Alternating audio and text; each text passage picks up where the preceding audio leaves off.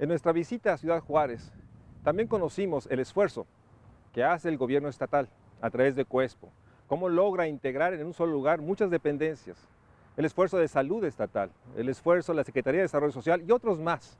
Pero también conocimos el esfuerzo que está haciendo el gobierno federal a través de la construcción de un gran albergue para 1,200 personas. La aspiración, la instrucción del presidente nos dijeron es dar empleo a las personas que son retornadas y puedan tener un empleo mientras esperan su cita para encontrar el asilo en Estados Unidos. Es una gran apuesta, pero sin duda es importante que conozcamos cuál es la visión que tiene el gobierno federal de cómo atender el problema y cómo está buscando articularse. El programa de hoy daremos los testimonios de los responsables de integrar el esfuerzo del gobierno para estos dos temas. Acompáñenme.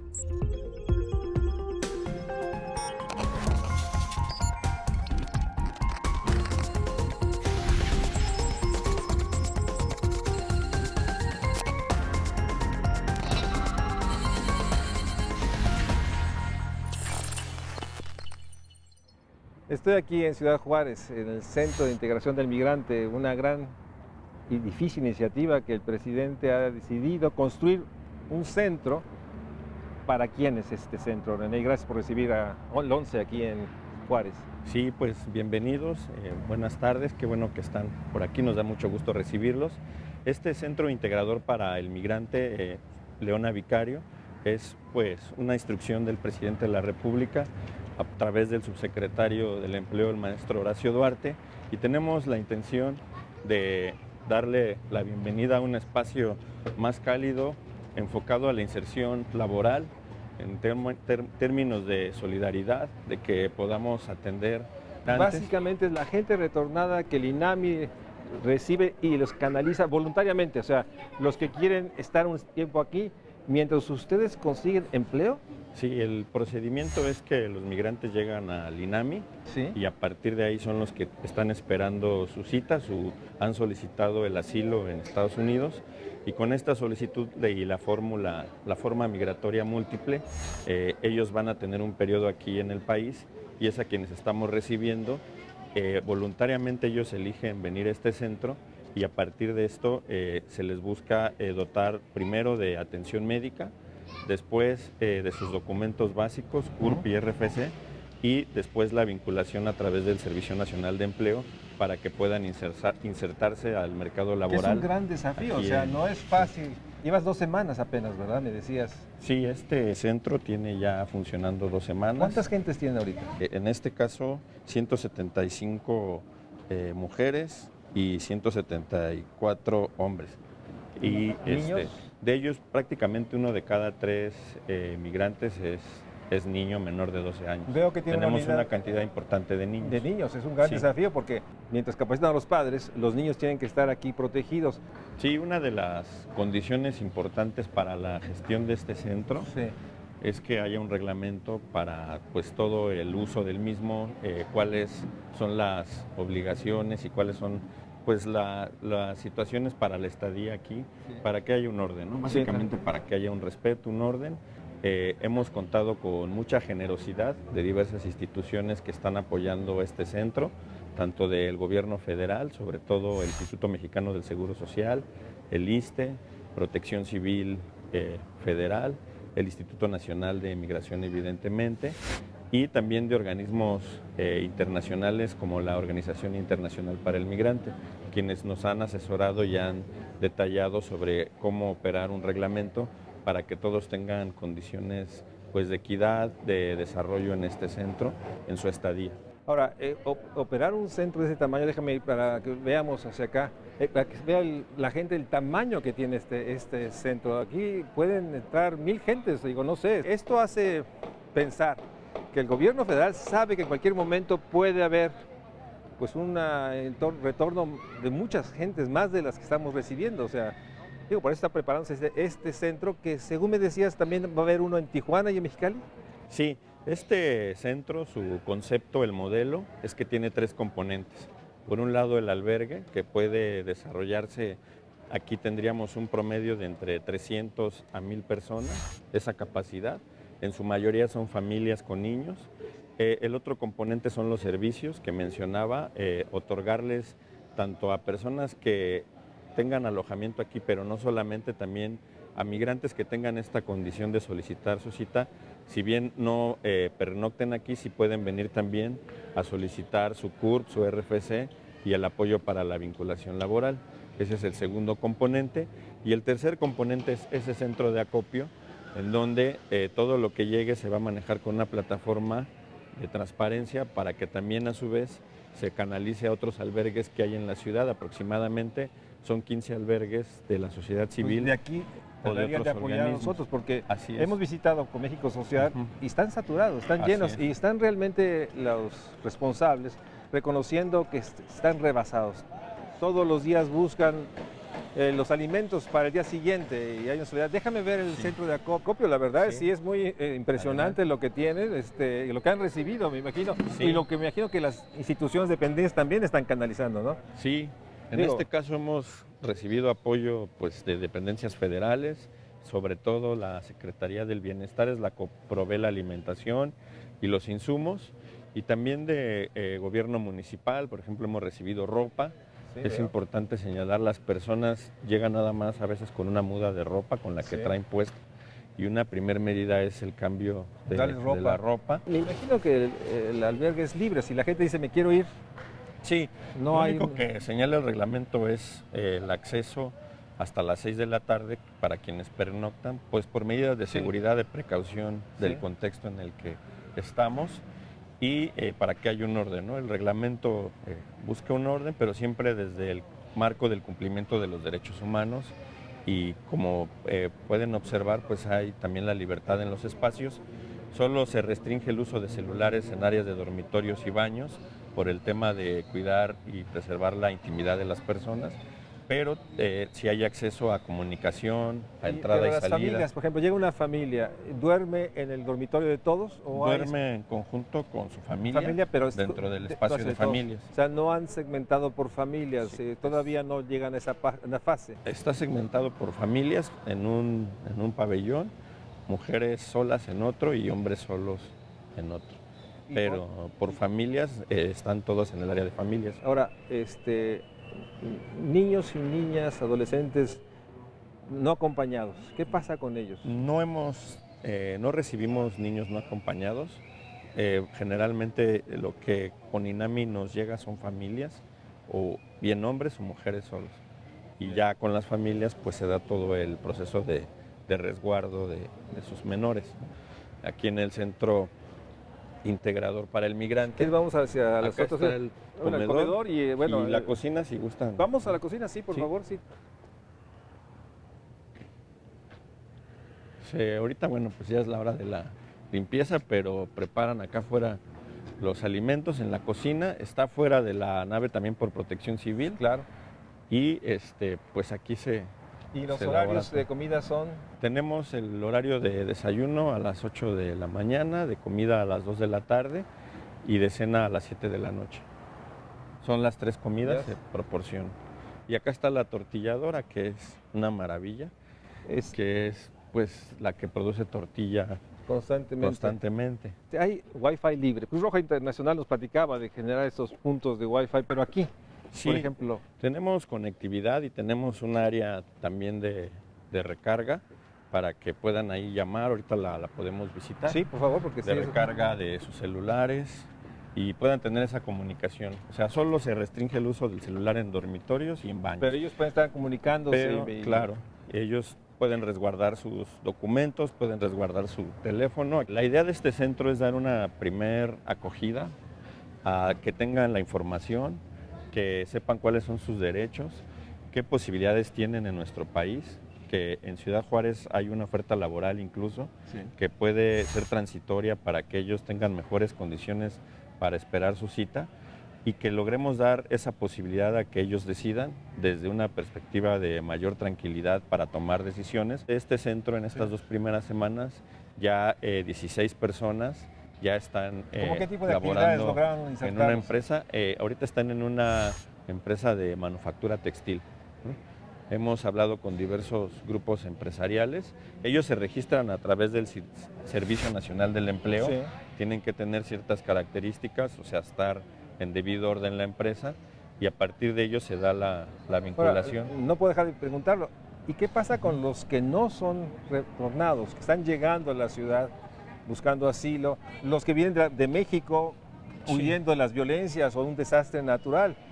Ellos también buscan una oportunidad de empleo. Sí, la parte del componente de los servicios es para todo tipo de migrante, nacional o extranjero, sí. Y en ese sentido la intención también del centro integrador es colaborar con ellos también en su inclusión, inserción laboral y a la vivienda. Se han hecho mesas de trabajo no solo del tema laboral, sino también del tema de vivienda, para la vivienda recuperada, para hacer programas en ese sentido, y eso está abierto para todos en términos de servicio. La intención de este centro integrador es que cuente con un consejo consultivo y con un consejo operativo. En el consejo consultivo queremos poner a consideración los procesos de atención, cómo llegan, qué hacen, qué hacemos nosotros, cómo se da la inserción laboral. Hay un reglamento que observamos para ellos, pero también va a haber un reglamento para el personal. También tenemos que hacernos responsables de nuestro personal por diversas razones. Sí, porque la operación de un albergue de este tamaño requiere mucho personal y de 3 turnos y 7 días. O sea, temas de respeto a derechos humanos, respeto en todo tipo de seguridad interna, protección civil.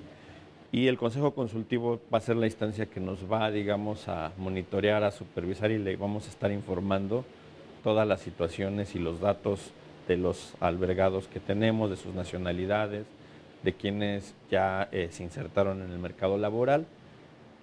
Y en la parte operativa, pues bueno, todo lo que realizamos con las instituciones, ¿no? Los apoyos, por ejemplo, si necesitamos una campaña de vacunación, pues en esa mesa planteamos al Seguro Social o al ISSSTE, que podamos tener ese apoyo concreto y medidas muy puntuales, operativas, que nos puedan ayudar a mejorar. El desafío es enorme. Tenemos todo un reto, es un reto muy importante de tener otra perspectiva de la política hacia los migrantes, sobre todo en el tema laboral, y el reto es también evaluar. O sea, ahorita estamos en una etapa de pilotaje actualmente, son nuestros primeros 15 días, pero va a ser muy importante evaluar y construir escenarios. Para eso es la mesa del Consejo Consultivo, para que veamos y vislumbremos escenarios de capacidad de atención, de necesidad de ampliación o de necesidad de destinar recursos más específicos a ciertos rubros. Por ejemplo, el tema de las personas que quieren ya retornar a su país, aun cuando tengan cita ya no quieren esperar, ya tienen la convicción de regresar. Pues ese es algo que hay que analizar para dotar de una línea de trabajo que facilite ese regreso, ¿no? Yo quiero agradecerte mucho la disponibilidad de poder conocer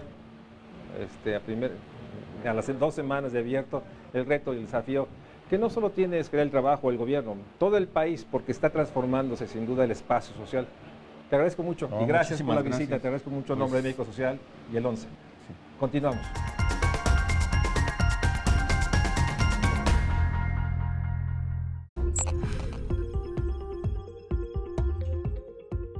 Me da mucho gusto estar con Enrique Valenzuela. Gracias, Enrique, por el enorme trabajo que sé que están teniendo. Y eres el Coordinador Estatal de Población, el COESPO, que es una estructura que tiene muchos programas, yo diría, prioritarios. Pero en el caso de Juárez, me interesa sobre todo que nos hagas el subrayado de una de las agendas, digamos, prioritarias ahora en el país, el tema de la migración. Y como te decía, estoy sorprendido de lo que han articulado a fin de enfrentar esta enorme complejidad de lo que llamamos migración, que tiene muchas vertientes. Entonces, Enrique, muchas gracias por recibir a México Social. Pero me gustaría que nos platicaras en grandes trazos, cuando decimos migración en Ciudad Juárez, ¿cuántos fenómenos están adentro que estamos, bueno, que está COESPO atendiendo junto con otras instituciones, dependencias? Entonces, tú cuando estás tocando el tema de migración, ¿cuántas vertientes estás trabajando? Históricamente, Juárez, Ciudad Juárez, Chihuahua, ha sido un nodo receptor de migrantes. Así es como se creó la ciudad, así es como creció la ciudad y de pronto creció la ciudad como pudo a propósito de los fenómenos migratorios. El día de hoy nos enfrentamos a un fenómeno sí extraordinario, porque en las últimas décadas pues, no habíamos tenido tal auge del fenómeno migratorio como se dio desde el sur de la República, particularmente en el estado, sobre todo aquí en Ciudad Juárez. Y mientras en un principio nos estábamos preparando para un fenómeno en donde esperábamos recibir los retornados. Sí, muchos, no, más bien repatriados. Repatriados. Pues ahora sí que mexicanos deportados a través de esta frontera. Para Estados Unidos son deportados, para nosotros son connacionales repatriados. Sí. Mientras nos preparábamos para esto, para cuyo efecto se crea este espacio, que es el Centro de Atención Integral a Migrantes. Ahora sí que por instrucciones del propio gobernador Javier Corral, que desde un principio nos dio razón de que el propósito que teníamos a través de este programa de atención a migrantes era fundamentalmente recibir y atender a las personas en situación de movilidad de la manera como quisiéramos que fueran recibidos los nuestros. Y con esa vocación, con esa instrucción y esa convicción se crea este espacio. Se instala por primera vez un Consejo Estatal de Protección y Atención a Migrantes en los términos de la ley en la materia aquí en el Estado.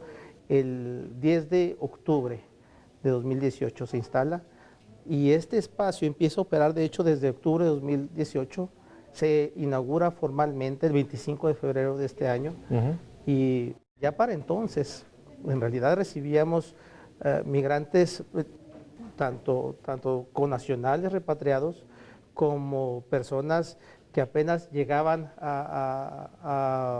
en tránsito con intención de solicitar asilo. Se empiezan digamos, a mezclar ambas dinámicas. Se conjugan ambos fenómenos, en realidad. O sea, por una parte, los que son retornados o repatriados, los repatriados, que ustedes se enteran por algún mecanismo de comunicación, los reciben, los traen aquí y buscan comprender su enorme complejidad, si tiene papeles, si tiene recursos, si tiene familia. Me imagino que ese es el proceso que ustedes tratan, en este caso, de los repatriados.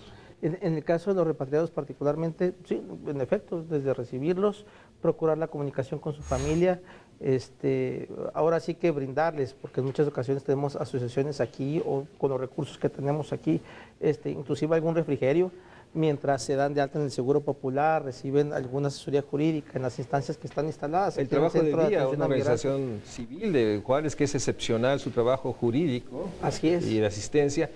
Y bueno, y se dice muy fácil aquí en Juárez, ¿no? Seguro Popular, el día, el apoyo de otras instancias. Habla de que el COESPO, por lo menos ha logrado integrar las ventanillas, no diría las necesarias, pero sí suficientes para lo más inmediato. Así es. De hecho, hemos ido un poco más allá, me atrevo a decirlo. Ha sido un esfuerzo coordinado en donde participan los diferentes órdenes de gobierno. Sí ha sido la instrucción por parte del gobernador del estado. Se instalan, como puede apreciar aquí, sí, Bansefi, se instala el INE, lo decía hace un momento, el Servicio Nacional del Empleo. Ya inclusive está aquí la Fiscalía ofreciendo las cartas de no antecedentes penales para quienes están procurando una oportunidad de trabajo localmente. Sí, déjeme decir que es realmente algo que debe ser lo normal. Se ve excepcional porque ver en un solo lugar las ventanillas y con la actitud que veo del personal recibiendo es excepcional. Pero déjame seguir más allá. Sí. En eso estaban preparados para recibir los, no sé, los 30, los 50, los 100 diarios, etcétera. Y de pronto empieza a aparecer con más claridad, porque siempre ha habido, la migración, digamos, de sur a norte. Así es. Platícame de esa parte, o sea, porque hay una frase que déjame citarte, porque tú le dijiste, ninguna semana se parece a otra en términos de la dinámica migratoria. Así es. A veces de un día a otro cambia completamente la perspectiva. De hecho, todo esto empezó desde septiembre, que empezamos a visualizar como probable que llegaran caravanas aquí a Ciudad Juárez, caravanas de migrantes. Esto nunca ocurrió, no llegaron caravanas, pero sí empezó a darse un flujo migratorio verdaderamente excesivo comparado con lo que teníamos antes, de manera que para octubre, para fines de octubre se optó por empezar a llevar un registro local de las personas que querían pasar a solicitar asilo a Estados Unidos y evitar con ello que se quedaran, ahora sí que ante las inclemencias del tiempo estaba haciendo mucho frío, había familias que se apostaban en el puente con la intención de cruzar en su momento a los Estados Unidos y no los estaba dejando pasar en ese momento la autoridad norteamericana, era mucha gente. Entonces se empezó a llevar este control, se empezaron a registrar y entre tanto los llevábamos a albergues. Y con un número consecutivo, ya conforme iban llegando y conforme iba pidiendo la autoridad norteamericana, íbamos pasando, según lo pedía la Oficina de Aduana y Protección Fronteriza, CBP en inglés. Sí. Entonces, se empezó a llevar este listado desde aquel entonces. Este listado que empezó el 29 de octubre, ahorita ya ven más de 18,000 personas que se han registrado a través de este mecanismo. Valga decir que a través de este mecanismo es un número reducido comparado con el número total de personas que se cruzan a los Estados Unidos a través del sector del Paso. Sí. El sector del Paso es uno de los 9 sectores que conforman la frontera en los términos en que lo tiene dividido Estados Unidos, ¿no? Entonces, en realidad es una proporción mínima, vamos a decirlo así. Así es. Pero poblacionalmente, o sea, más bien para fines sociodemográficos, esta población es la que está dispuesta a permanecer aquí más tiempo, tal vez un mes, 2 meses en principio. Esperando a ver si logra. Ahorita hasta 4, 5, 6 meses. Mientras están estos albergues, y lo platicábamos hace rato, albergues que la mayoría de ellos están siendo operados, sostenidos por distintas organizaciones de la sociedad civil, religiosas o no, y han hecho un trabajo excepcional en la frontera norte y en la frontera sur en su conjunto. Pero háblame esta parte que me comentaba, o sea, empieza a aparecer también, aparte de los centroamericanos, una presencia de cubanos en un momento dado muy fuerte que está variando, pero también lo que siempre ha pasado, mexicanos que están huyendo de las violencias, de los desastres naturales, buscando empleo. ¿Cómo has percibido esta dinámica? Porque me decía Irving hace rato que de pronto tienen mexicanos que pues, vienen literalmente, a veces más que los centroamericanos. Así es. O sea, hay días como esos. Hay días así, en efecto, como comentaba hace un momento, una semana no se parece a la otra, lo decías hace un momento. Empezó a llegar una población, los cubanos eran el 80% básicamente, los que empezaron a llegar. De hecho, llegó un momento a fines del año pasado en que la Casa del Migrante, que era el espacio que más capacidad tenía, nos dijo, vamos a tener que cerrar las puertas. En enero pasó igual, se abrieron por un breve lapso de tiempo y tuvieron que volver a cerrar las puertas. De manera que para el día 13 de febrero fue preciso abrir un albergue temporal en un gimnasio de los colegios de bachilleres y ahí se recibieron hasta 550 personas. Entre tanto, se procuró la integración de esta red de albergues que ha sido posible gracias a la solidaridad y la generosidad de las iglesias, fundamentalmente, que fueron los que abrieron sus puertas y a veces nos decían, ¿saben que no tengo un albergue, pero tengo un techo? Ya me estoy organizando para poner una cocina, vamos organizándonos, nosotros, el gobierno del estado, llegamos a poner las colchonetas y las cobijas y a proveer algunos artículos de higiene personal y demás. Conforme fue pasando el tiempo, pues empezaron a llegar más apoyos, también por parte, inclusive en especie, por parte del gobierno federal. Había presencia de varias otras instancias que se acercaron a ver en qué se podía ir apoyando. Esta red que fue creciendo poco a poco de albergues es la que aún ahora nos permite recibir a toda la gente que arriba a la ciudad y como bien comentas hace un momento, tenemos ahora que mientras en un principio la mayoría eran cubanos, nos concentramos en atender a la gente que parecía de mayor vulnerabilidad, sobre todo cuando venían en familias, con niños. Entonces, mucha gente de Centroamérica es la que llevábamos finalmente a los albergues, sobre todo cuando fue preciso cerrar este espacio que estaba en el gimnasio y colegio de bachilleres a mediados de abril de este año. Pero entre tanto, la red ha seguido sosteniendo pues este mecanismo, pues, para que nadie se nos quede en la calle. Esa es la idea, darles, cuando menos, reducir los factores de riesgo, darles algo de seguridad en tanto que pueda haber un techo, un plato de comida caliente. Enrique, muchas gracias por este testimonio y por dejarme ver el esfuerzo que está haciendo el gobierno estatal a través de Cuespo. Y me da mucho gusto y realmente gracias por dejarnos verlos. Gracias. Estamos aquí a la orden y gracias por venir y conocer este esfuerzo de muchas personas y de toda una comunidad. Gracias a ustedes. Muchas gracias.